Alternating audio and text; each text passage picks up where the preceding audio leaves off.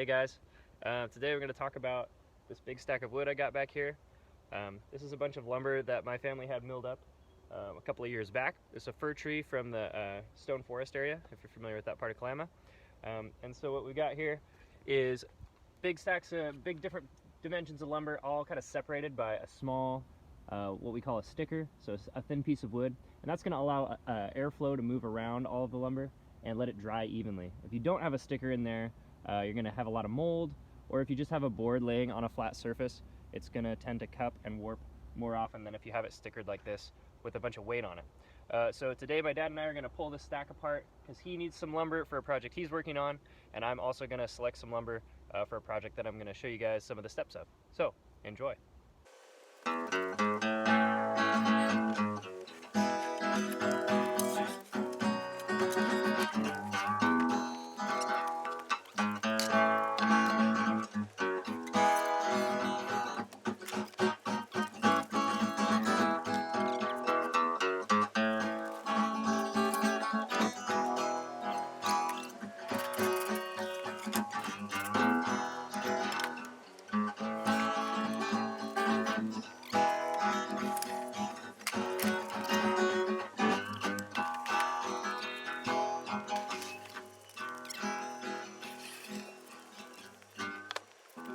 So we finally reached the bottom of the stack.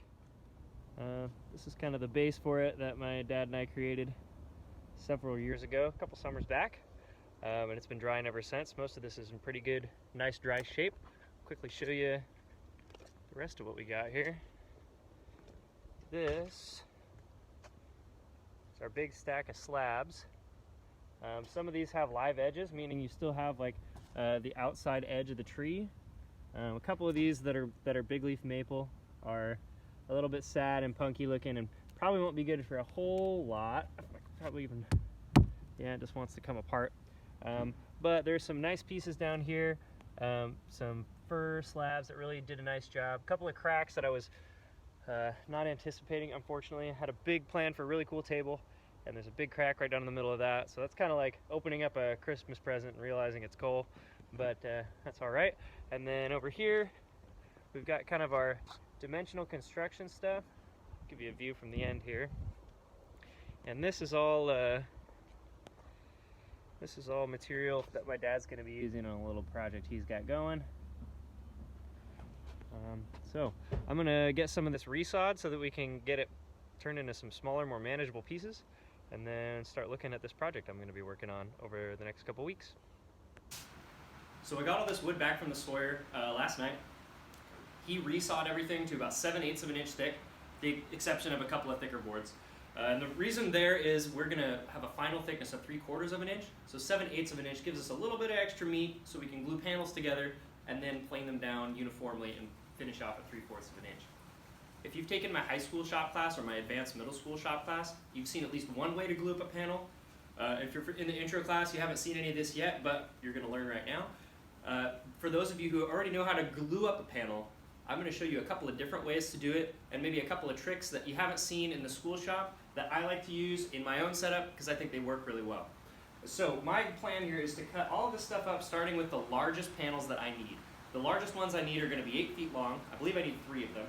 So I'm going to start by making sure I have all the pieces for some 8-foot lengths, bundle those aside for each separate panel that I'm going to end up making, and then just work my way down by size of panel that I need. The reason there is you don't want to start with the smallest ones, because if you do, then you find that you cut a couple of pieces out of a board and suddenly you don't have that 8-foot length you need anymore, and you're in a world of hurt because you can't make the wood grow anymore.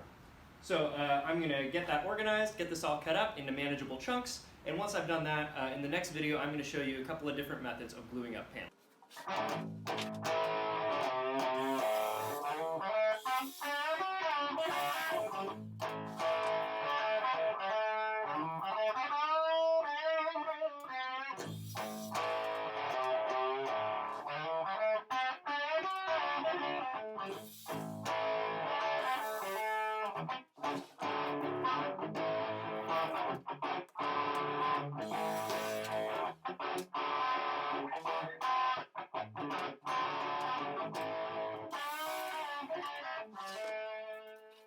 Quick walkthrough of what I'm doing here.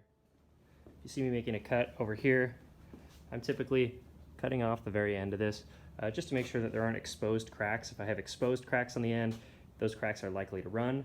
Once I've kind of established the fact that I'm relatively crack free, then I'm dragging it over to this little table I've set up. I'll show you the layout process. All right, we're gonna lay this guy out. I'm making 4-foot panels right now. I've cut this end off already. I know that it's crack free. Simply gonna take a measurement. I'm adding a few extra inches here because we're gluing up a panel. Once I glue it up and cross cut it finally, I wanna have some extra meat to ensure I have a good glue up. So I took 4 feet, I just added 3 inches to it.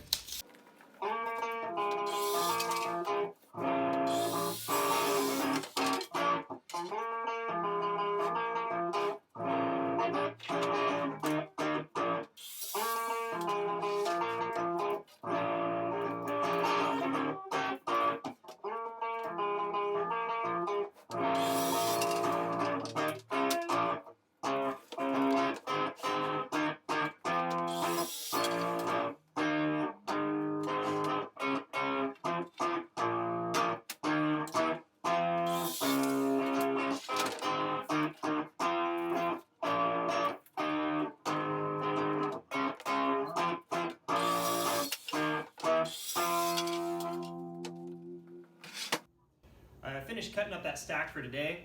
Unfortunately, we ended up coming up a little bit short. I essentially had 4 sizes of pieces I needed. I got all my 8-foot pieces for my longest panels, got all my 4-foot pieces for my medium-sized panels, got all my 36-ish inch pieces for kind of those middle-sized panels that make up a lot of this shelf system.